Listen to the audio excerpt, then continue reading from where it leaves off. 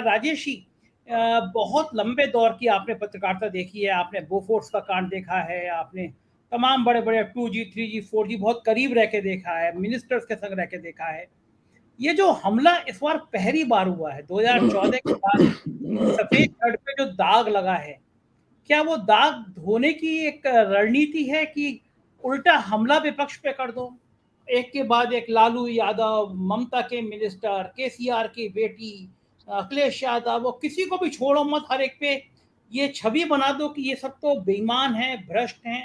केजरीवाल के 2 minister jail में, कि मैं ये सब भ्रष्ट एक हैं, क्योंकि सरकार को हटाना है, सरकार भ्रष्टाचार के खिलाफ कार्रवाई कर रही है।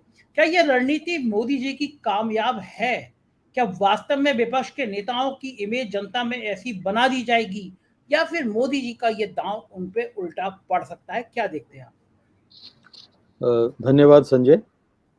देखिए, प्रतिपक्ष को जिस तरह से उसके साथ सलूक करने का व्यवहार, या उसके साथ जो व्यवहार सरकार कर रही है भारतीय जनता पार्टी के समर्थन से हो रहा है, तो वो व्यवहार ऐसा नहीं है कि पहले नहीं हुआ, पहले भी हुआ होगा कभी। और अगर मुझे ठीक याद है तो जयपुर की जो महारानी थी, उनके यहाँ भी छापा पड़ा था आपातकाल के समय पे। और भी कुछ ऐसे नेता थे और जो आपातकाल के दरमियान जेल भी गए थे और आरोप भी लगे थे उनको। इंदिरा गांधी बाद में, फिर इंदिरा गांधी पर भी ऐसा एक जीपों की खरीद में भ्रष्टाचार का आरोप लगा। तो लेकिन क्या सवाल ये है कि इस देश का जो लोकतंत्र है और आम मतदाता इस तरह के राजनीतिक षड्यंत्रों पर भरोसा करता है? नहीं करता। हाँ, ये आप जो एक आपने जो शुरुआत में एक अपने ओपनिंग रिमार्क में कहा था कि क्या राहुल के निष्कासन से, या आपकी शायद कमेंट्री में था, कि क्या विपक्ष संयुक्त हो जाएगा या प्रतिपक्ष अब इकट्ठा होगा, क्योंकि प्रतिपक्ष पर जिस तरह से हमले हो रहे हैं, वो हमले उसको क्या एकजुट होने देंगे? मुझे इसमें थोड़ा संशय है। और संशय ये है कि मुझे नहीं लगता कि चाहे कितना ही वो प्रतिपक्ष पे हमला बोल दें, कुछ भी कर लें, प्रतिपक्ष अभी एकजुट होने वाला है ही नहीं।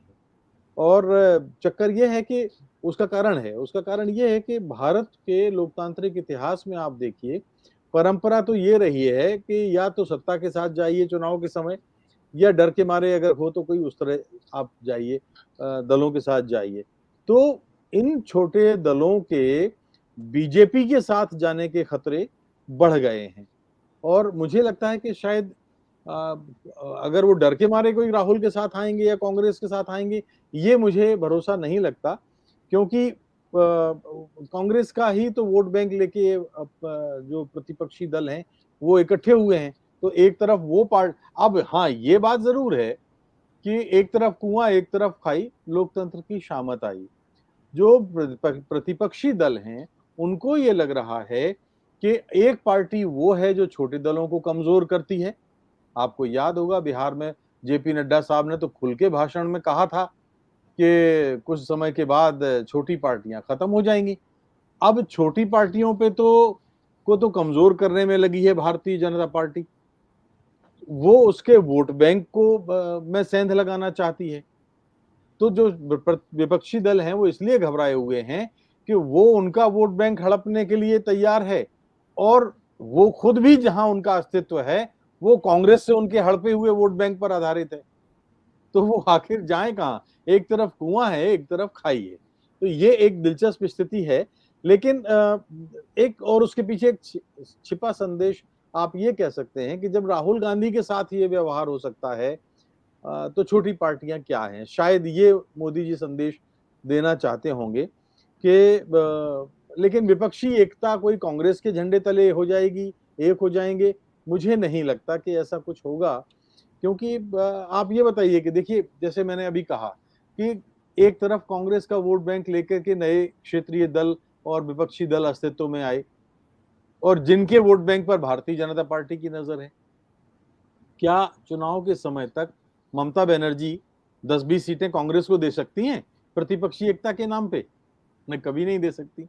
क्या एनसीपी शरद पवार की पार्टी महाराष्ट्र में, या शिवसेना कांग्रेस के नेतृत्व में कांग्रेस को 10-20 सीटें और ज्यादा दे सकती है? कभी नहीं दे सकती। क्या अरविंद केजरीवाल तालमेल ऐसा कुछ कर सकते हैं कि 4-5 सीटों पर कांग्रेस के उम्मीदवारों को समर्थन दे दें? कभी नहीं कर पाएंगे।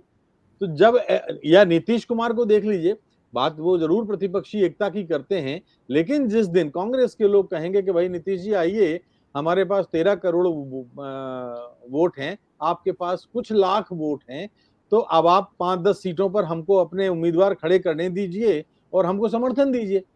तो क्या नीतीश कुमार समर्थन उस बात को मान जाएंगे? नहीं मानेंगे। और आप किसी और भी पार्टी को ले लीजिए, कितनी भी पार्टी, समाजवादी पार्टी को ले लीजिए, क्या अखिलेश यादव दे सकते हैं 10-20 सीटें कांग्रेस को?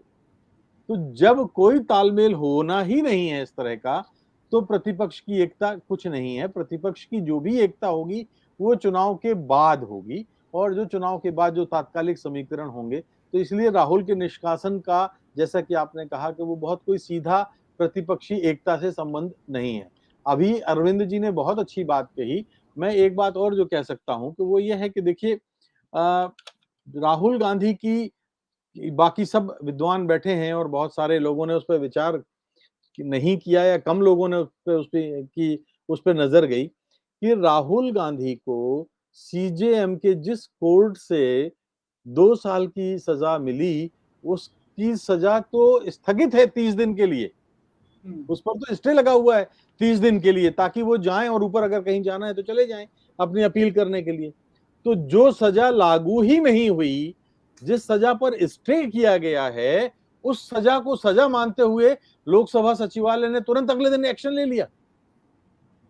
आप बताइए, जो सजा शुरू नहीं हुई, तो ये तो हो सकता है कि मतलब कोर्ट ने ये नहीं कहा है कि ही शैल स्टैंड डिस्क्वालिफाइड, उन्होंने ये शायद कहा कि ही शैल बी डिस्क्वालिफाइड।